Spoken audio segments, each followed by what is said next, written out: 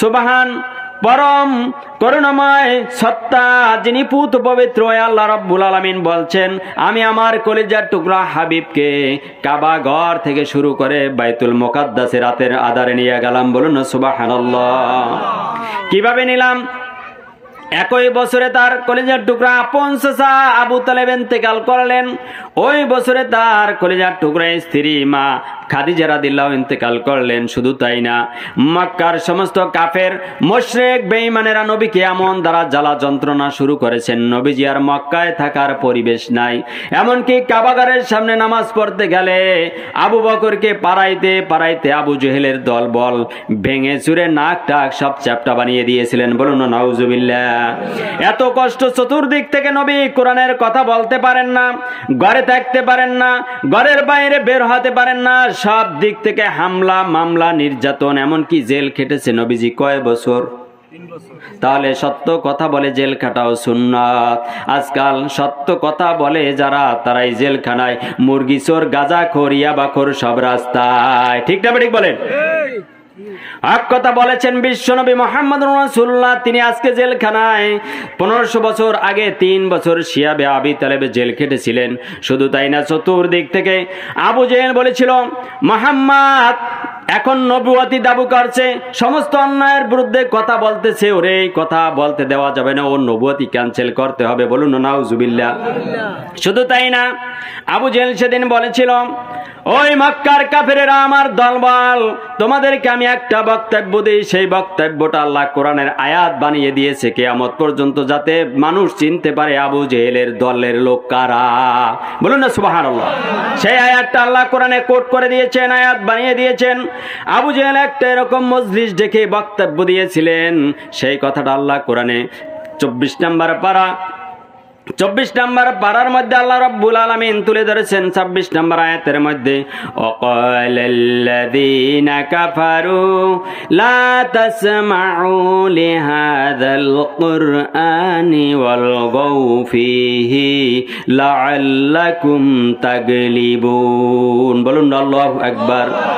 আবু জেহেল সেদিন বলেছিল যে, ওই আমার উত্তরসূরি, আমার দলের নেতারা, তোমরা আমার কথা লক্ষ্য করে শোনো, যেখানেই মুহাম্মদ আর তার দল কোরআন দিয়ে আলোচনা করবে, কোরআনের কথা বলবে, সেইখানে ব্যঙ্গে সুরে সব তছনছ করে দেবা। কে বলেছিল? আবু জেহেল। ব্যঙ্গে সুরে সব তছনছ করে দেবা, মানুষ সব ব্যঙ্গে সুরে তছনছ করে দেবা, কোরআনের কথা শুনবা না আর কোরআনের মঞ্চ ভেঙ্গে দেবা। এই কথা কার? আবু জেহেল। এই পৃথিবীতে যত সন্ত্রাস আসবে কিয়ামত পর্যন্ত, সমস্ত সন্ত্রাসের বাবা, গডফাদার হলো আবু জেহেল। কে? রাস্তায় কি তাফসীর চলে? এদিকে তাকান সবাই। কোরআনের কথা বাদ দিয়ে ওদিকে তাকাত জায়েজ নেই, হারাম। আল্লাহ রাব্বুল আলামিন 9 নম্বর পারা সূরা আরাফের 204 নম্বর আয়াতের মধ্যে বলেন, ওয়াইদা কুরিয়াল কুরআনু ফাসতামিউ লাহু ওয়া আনসিতু লাআল্লাকুম তুরহামুন। কোরআনের কথা যেখানে বলা হবে মনোযোগ দিয়ে শোনো, ওয়া আনসিতু, আর চুপ থাকো, লাআল্লাকুম তুরহামুন, তাহলে আমি আল্লাহ ওয়াদা করলাম আরশে আজিম থেকে রহমত নাজিল করব। বলুন না সুবহানাল্লাহ। তাহলে কোরআনের কথা শুনতে বাধা দিয়েছিল কে? আজকেও যদি কোরআনের মাহফিলে কেউ বাধা দেয়, মনে করবেন আবু জেহেলের নাতি। ঠিক না ঠিক বলেন?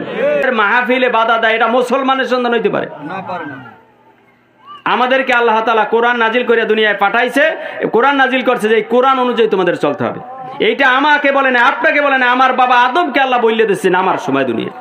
আদম আলাইহিস সালামকে বানায় যখন জান্নাতে রাখলেন, ওখান থেকে নামাইয়ে দিলেন, আল্লাহ বললেন সূরা বাকারা আয়াত নাম্বার 38, কুলনা হাবিতু মিনহা জামিয়া, তোমরা আদম তোমার স্ত্রী সহ ওখান থেকে নেমে যাও, দুনিয়ায় যে একটা ভুল করছো তখন আমি মাফ করে দিছি, কিন্তু যেই ভুল করছো, খানা খাইছো, এখনো জান্নাতে থাকা যাইবে না। কোথায় যাবো আল্লাহ? ওই দুনিয়া নামক গর্তে যাও, ওইখানে পায়খানার ব্যবস্থা আছে। আসলেন দুনিয়ায়, কিন্তু আল্লাহ বললে দিল, কুলনা হাবিতু মিনহা জামিয়া ফাইম্মা ইয়াতিয়ান্নাকুম মিন্নি হুদায়া ফামান তাবিয়া হুদায়া ফালা খাউফুন আলাইহিম ওয়ালা হুম ইয়াহজানুন। তাহলে তোমার একটা ওয়াজ করে দেই আমি, তুমি তো ভালো, তোমার নাতি পুতি ছেলে সন্তান যা আছে দুনিয়ায় যা হবে, সবাই যদি আমি একটা কোরআন পাঠামো, কোরআন দুনিয়ায় একটা 30 পারা কোরআন, এইটা অনুযায়ী জীবন গড়তে পারে, আমল করতে পারে, আবার এই ঘরে জান্নাতে আসতে পারবা আদম, আমি আশ্বাস দিয়ে দিলাম। বলুন না সুবহানাল্লাহ। তাহলে আমাদের কোরআন, ওই কোরআন অনুযায়ী চলার দরকার আছে না নাই? এখানে বাধা আসলেও কি ফিরে যাওয়া যাবে নাকি? আবার আল্লাহ জানিয়ে দিয়েছেন বিশ্ব নবীকে, নবী কোরআনের কথা বলে যখন সত্য সহকারে দাওয়াত দেওয়া শুরু করবেন, কোরআনের হক কথা বলবেন, সুদ চলবে না, জেনা চলবে না, মাগিবাজি চলবে না, 2 নম্বরে চলবে না, রাস্তার ইট চুরি চলবে না, সিমেন্ট চুরি চলবে না, সমস্ত অন্যায়ের বিরুদ্ধে যখন আপনি ওয়াজ শুরু করবেন, এক শ্রেণীর মানুষ বইসা থাকবে না, ওই শোনার মাত্র মুখ কালা হয়ে যাইবে। কইছে কে? শুধু কালা হবে না, আর এক শ্রেণীর মানুষ উঠে ওই লাঠি বাইঙা বাড়ি শুরু করে দেবে। বলছে কে? বাঙ্গে কিনা এখন অনেক জায়গায় বাঙ্গে, হয়তো আমাদের এলাকায় বেয়াদব নাই, ঠিক না বেঠিক বলেন? অনেক জায়গায় বেয়াদব আছে, ঠিক না বেঠিক বলেন? তাই আল্লাহ এটা জানাই দিয়েছে, ও নবী এরকম কিছু হবে, এইগুলো সহ্য কইরা ঈমান পরীক্ষা দিয়ে আপনার জান্নাতে আসা লাগবে। বলুন না সুবহানাল্লাহ। আমাদের ঈমান পরীক্ষা আসতে পারে কি পারে না?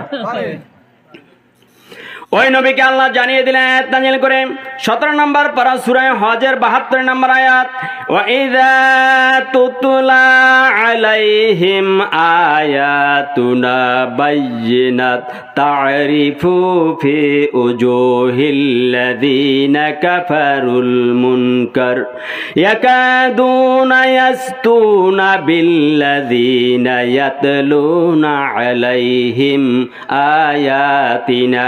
আল্লাহু আকবার।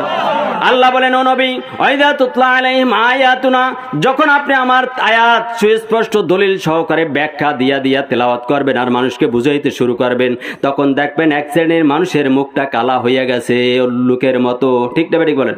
কারণ ওর মুখোশ খুলে গেছে। তাফসীর শব্দের তো উলঙ্গ করা, খুলিয়ে ফেলা, অর্থাৎ আপনি যে সুদ খান এটা খুলে গেছে। আপনি যে বিপর্যয় চলেন, যে না করেন, এটা ওপেন হয়ে গেছে আলোচনা শোনার পর। আপনি যে রাস্তার ইট চুরি করেন, ওপেন হয়ে গেছে, অন্যায় করা যাইবে না। তখন আর মন খারাপ হয়ে, এই রস কেন করে হুজুরে? ও করবে একসের জান্নাত জাহান্নামের রস, মাটির নিচে রস। এই জন্য সত্য কথা শোনার পর আর গায়ে আগুন জ্বলাই দেয়, ঠিক না ঠিক বলেন? এই জন্য আল্লাহ বলছে এক শ্রেণীর মানুষ দেখেন মুখ কালো হয়ে গেছে, কেন? আর বিরুদ্ধে গেছে রস। আর এক শ্রেণীর মানুষ দেখবেন উঠেই আপনারা মায়ের দৌড় শুরু করে দিচ্ছে, ইয়াকাদুনা ইস্তুনা বিল্লাযীনা ইয়াতলুনা, মায়ের দৌড় করে ভেঙ্গে চুরে তছনছ করে দেবে। আর আবু জেহেল করলে কি? যেখানে কোরআনের আলোচনা হয় শুনবা না, কানের মধ্যে আঙ্গুল দিয়ে আটকাই থবা। আর কি করবা? ভেঙ্গে চুরে সব তছনছ করিয়া দিয়াবা, তাহলে আমার বিজয়ের পতাকার নিচে আমার দলের থাকতে পারবা, নাই তোমরা বাদ। এই বক্তব্য ছিল কার? আবু জেহেলের। তাহলে এখন যারা কোরআনের বিরুদ্ধে যাইবে তারা কার? কার রক্ত? বোঝেন না কা? শহীদের বাড়ির মানুষ মরিয়া যায়, শহীদেরা কি মরে? এই যে শহীদের বাড়ি আছে, রতন শহীদের মরে গেছে। আমি তালুকদার বাড়ি, আমার সত্তার তালুকদার মারা গেছে, পোলারা মরছে, পোলারা মরে যাবে, নাতিরা মরবে। তাই আবু জেহেল মরছে, আর গোষ্ঠীর রক্ত আছে না নাই? এই রক্ত কিয়ামত পর্যন্ত থাকবে। আল্লাহ এই জন্য কিয়ামত পর্যন্ত স্থায়ী করে দিছে আয়াত, যারা এর বিরোধিতা করবে বুঝবো ওই আবু জেহেল, ওরা কি? এখন এই কথা যদি কই আমি, এটা আমার কথা না কোরআনের কথা? তাহলে এই কথা শোনার পর যারা রাগ করে, তারা আমার সাথে রাগ করলো না আল্লাহর সাথে রাগ করলো? আল্লাহ ওদের পাগল বানাই রাস্তা ঘুরাইতে পারে, ঠিক না ঠিক বলে?